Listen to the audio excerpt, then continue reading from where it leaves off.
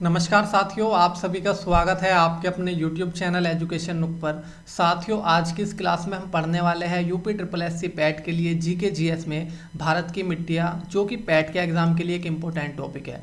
इस टॉपिक के आज की क्लास में मैं आपको 30 क्वेश्चन कराऊंगा, जो कि मोस्ट इंपॉर्टेंट क्वेश्चन है, जो कि पहले परीक्षाओं में आ चुके हैं। तो चलिए क्लास स्टार्ट करते हैं।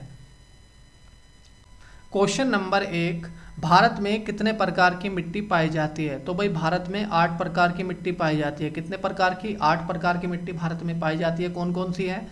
जलोढ़ मिट्टी, लाल पीली मिट्टी, काली मिट्टी, लेटराइट मिट्टी, पर्वतीय मिट्टी, शुष्क या मरुस्थलीय मिट्टी, लवणीय मिट्टी, पीट एवं जैव मिट्टी। तो ये 8 प्रकार की मिट्टी भारत में पाई जाती है। जो ये 8 प्रकार की मिट्टी है, इनको भी 2 भागों में बांटा गया है। कौन कौन से? एक है आपका वृत्त समूह और दूसरा है लघु समूह। ठीक है। वृत्त समूह में कौन कौन सी मिट्टी आती है आपकी? जलोढ़ मिट्टी आती है, लाल पीली मिट्टी आती है, काली मिट्टी आती है और आपकी लेटराइट मिट्टी आती है। तो ये 4 मिट्टी आती है किसमें? वृत्त समूह में आती है। लघु समूह में कौन सी मिट्टी आती है आपकी? पर्वतीय मिट्टी आती है, शुष्क या मरुस्थलीय मिट्टी आती है, लवणीय मिट्टी आती है, पीट एवं जैव मिट्टी आती है। तो ये किस में आती है आपकी? ये लघु समूह में आती है। समझिए, अगले क्वेश्चन पर चलते हैं अब हम। क्वेश्चन नंबर 2, काली मिट्टी का दूसरा नाम क्या है? तो भाई काली मिट्टी को रेगुर मिट्टी कहते हैं। क्या कहते हैं? काली मिट्टी को रेगुर मिट्टी भी कहते हैं। ठीक है, ये है आपकी काली मिट्टी। जो आपकी काली मिट्टी होती है, इसमें कार्बनिक पदार्थों की मात्रा सबसे अधिक होती है। ठीक है, जो काली मिट्टी होती है, इसमें कार्बनिक पदार्थों की मात्रा अधिक होती है। जो काली मिट्टी होती है, ये कपास की खेती के लिए अच्छी होती है। किसकी? कपास की। ठीक है, और ये मिट्टी सबसे ज़्यादा कहाँ पर पाई जाती है आपकी? महाराष्ट्र राज्य में पाई जाती है। कहाँ पर पाई जाती है? महाराष्ट्र राज्य में आपकी काली मिट्टी सबसे अधिक पाई जाती है। ये भी आपको ध्यान रखना है। अगले क्वेश्चन पर चलते हैं अब हम। क्वेश्चन नंबर 3, काली मिट्टी किस फसल के लिए सबसे उपयोगी है? तो मैंने आपको पिछले क्वेश्चन में ही बताया है कि जो आपकी काली मिट्टी होती है भाई, वो कपास की खेती के लिए सबसे अच्छी होती है। अगले क्वेश्चन पर चलते हैं। क्वेश्चन नंबर 4, लाल मिट्टी का लाल रंग किस कारण होता है? तो जो आपकी लाल मिट्टी होती है भाई, उसका जो लाल रंग होता है वो किस कारण होता है? तो वो होता है आपका लौह ऑक्साइड के कारण। किसके कारण? लौह ऑक्साइड के कारण होता है लाल मिट्टी का लाल रंग। ठीक है, ये है आपकी लाल मिट्टी। मैं यहाँ पे मार्क कर देता हूँ इसको।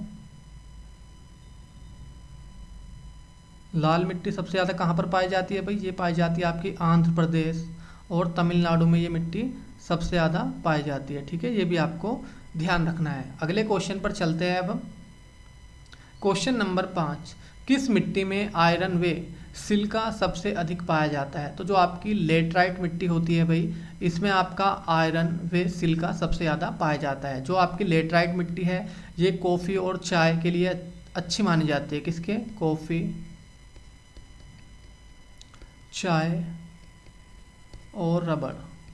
ठीक है भाई, इनके लिए मिट्टी सबसे अच्छी मानी जाती है। अगले क्वेश्चन पर चलते हैं अब हम।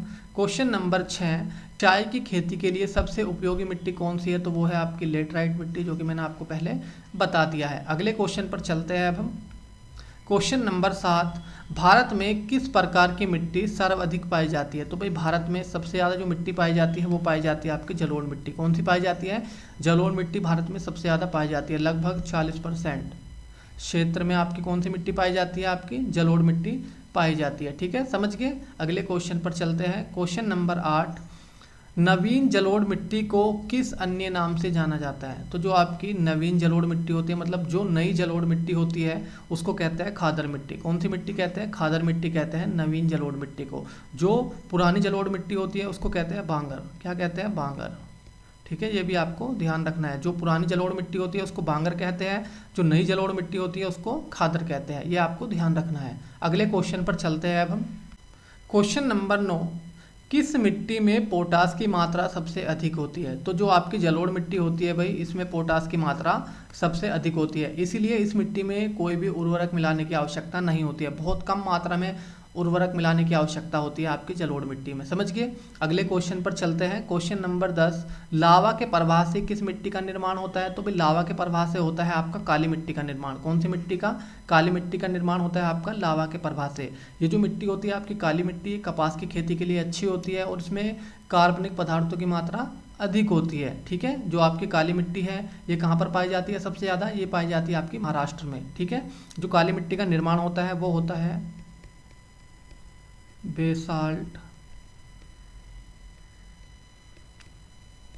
चट्टानों के विखंडन से। जो लावा निकलता है उससे आपका काली मिट्टी का निर्माण होता है। ठीक है, ये आपको ध्यान रखना है। अगले क्वेश्चन पर चलते हैं अब हम। क्वेश्चन नंबर 11, कौन सी मिट्टी जैव पदार्थों से भरपूर होती है? तो वो होती है आपकी काली मिट्टी। ठीक है भाई, जो काली मिट्टी होती है ये जैव पदार्थों से भरपूर होती है। अगले क्वेश्चन पर चलते हैं। क्वेश्चन नंबर 12, किस मिट्टी का निर्माण बेसाल्ट चट्टानों के विखंडन से होता है? तो वो काली मिट्टी का होता है। ठीक है, मैंने आपको पिछले क्वेश्चन में बताया था कि बेसाल्ट चट्टानों के विखंडन से कौन सी मिट्टी का निर्माण होता है? तो काली मिट्टी का निर्माण होता है। ये आपको ध्यान रखना है। अगले क्वेश्चन पर चलते हैं।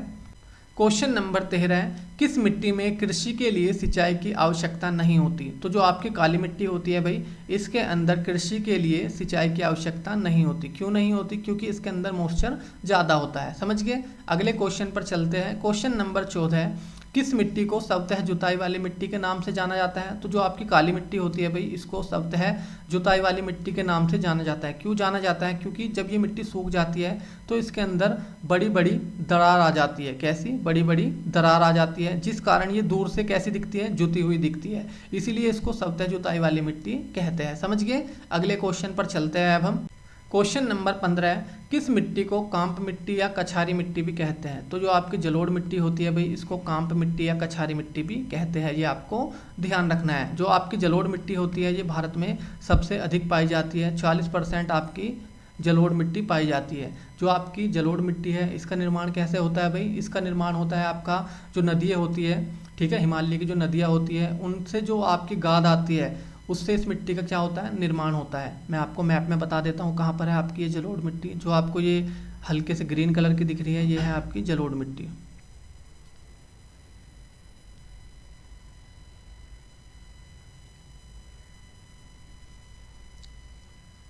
भारत के उत्तरी मैदान में ये सबसे ज़्यादा पाई जाती है। ठीक है, ये है आपकी जलोढ़ मिट्टी।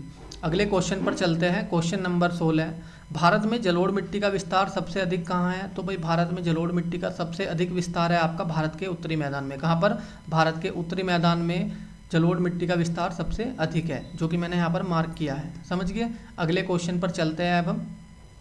क्वेश्चन नंबर 17, किस मिट्टी में लोह और एल्यूमिनियम के कण पाए जाते हैं? तो जो आपकी लेटराइट मिट्टी है भाई, इसके अंदर लोह और एल्यूमिनियम के कण पाए जाते हैं। ये आपको ध्यान रखना है। अगले क्वेश्चन पर चलते हैं।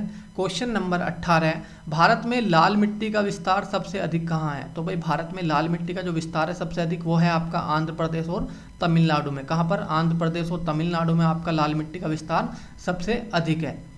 यह है आपका तमिलनाडु और यहाँ पे आपका आंध्र प्रदेश। ठीक है, अगले क्वेश्चन पर चलते हैं अब हम।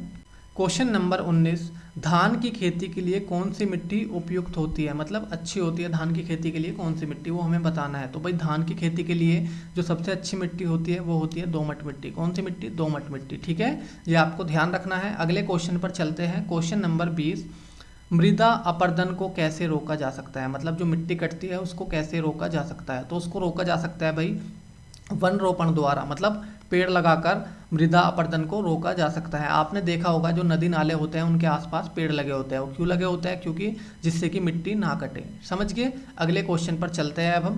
क्वेश्चन नंबर 21, रेगुर या काली मिट्टी सबसे अधिक किस राज्य में पाई जाती है? ये क्वेश्चन मैंने आपको करा दिया है कि जो आपकी काली मिट्टी होती है भाई वो सबसे ज़्यादा कहाँ पर पाई जाती है? महाराष्ट्र में पाई जाती है। कहाँ पर पाई जाती है? महाराष्ट्र में आपकी काली मिट्टी सबसे अधिक पाई जाती है, जो कि कपास की खेती के लिए अच्छी होती है। ठीक है, इस मिट्टी में कार्बनिक पदार्थों की मात्रा भी अधिक होती है, जो कि मैंने आपको पहले बता दिया है। अगले क्वेश्चन पर चलते हैं। क्वेश्चन नंबर 22, किस प्रकार की मिट्टी में जिप्सम का प्रयोग करके उसे उपजाऊ बनाया जाता है? तो भाई किस प्रकार की मिट्टी में जिप्सम का प्रयोग करके उसे उपजाऊ बनाया जाता है? तो अम्लीय जो मिट्टी होती है भाई उनमें जिप्सम को मिलाकर उसको उपजाऊ बनाया जाता है। ये आपको ध्यान रखना है। अगले क्वेश्चन पर चलते हैं। क्वेश्चन नंबर 23, किस प्रकार की मिट्टी में कार्बनिक पदार्थों की अधिकता होती है? ये क्वेश्चन मैंने आपको देखो पहले बता दिया है कि जो आपकी काली मिट्टी होती है इसमें कार्बनिक पदार्थों की मात्रा अधिक होती है, जैसे पोटास, एल्यूमिनियम, मैग्नीशियम कार्बोनेट, इनकी मात्रा क्या होती है, अधिक होती है काली मिट्टी में। ये आपको ध्यान रखना है। अगले क्वेश्चन पर चलते हैं। क्वेश्चन नंबर 24, कॉफ़ी और रबड़ की फसल के लिए सबसे अच्छी मिट्टी कौन सी मानी जाती है? तो भाई कॉफ़ी, रबड़, चाय, इनके लिए जो सबसे अच्छी मिट्टी मानी जाती है वो मानी जाती है आपकी लेटराइट मिट्टी। कौन सी मिट्टी? लेटराइट मिट्टी, यहाँ पर ट आएगा, ठीक है, जो कि कहाँ पर पाई जाती है?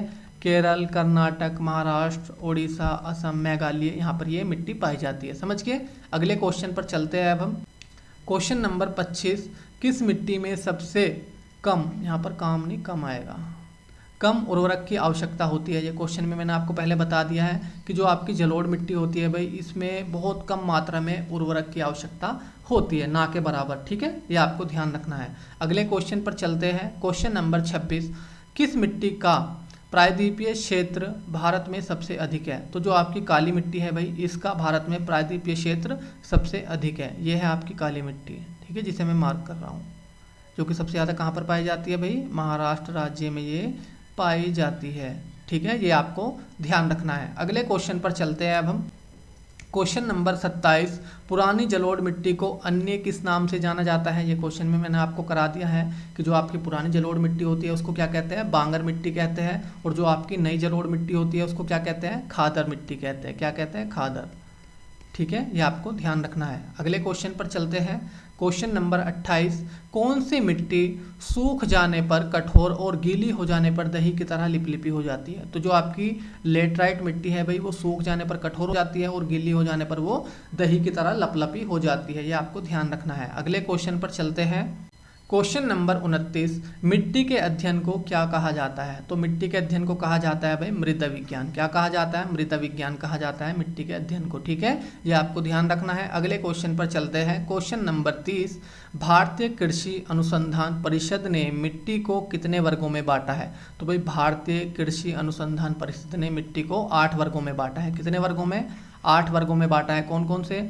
जलोढ़ मिट्टी, लाल पीली मिट्टी, काली मिट्टी, लेटराइट मिट्टी, पर्वतीय मिट्टी, शुष्क या मरुस्थलीय मिट्टी, लवणीय मिट्टी और आपका पीट एवं जैव मिट्टी, ठीक है। तो भारतीय कृषि अनुसंधान परिषद ने मिट्टी को 8 वर्गों में बांटा है। तो मैं उम्मीद करता हूँ कि आपको ये 30 के 30 क्वेश्चन अच्छे से समझ में आए होंगे और मेरी वीडियो अच्छी लगी होगी। अगर आपको ये 30 के 30 क्वेश्चन अच्छे से समझ में आए हैं और मेरी वीडियो अच्छी लगी है तो आप मेरी वीडियो को लाइक कर सकते हैं और हमारे चैनल को सब्सक्राइब कर सकते हैं, जिससे कि आपको नई वीडियो का नोटिफिकेशन तुरंत मिल सके। तो आज के लिए इतना ही है, मिलते हैं अगली क्लास में। धन्यवाद।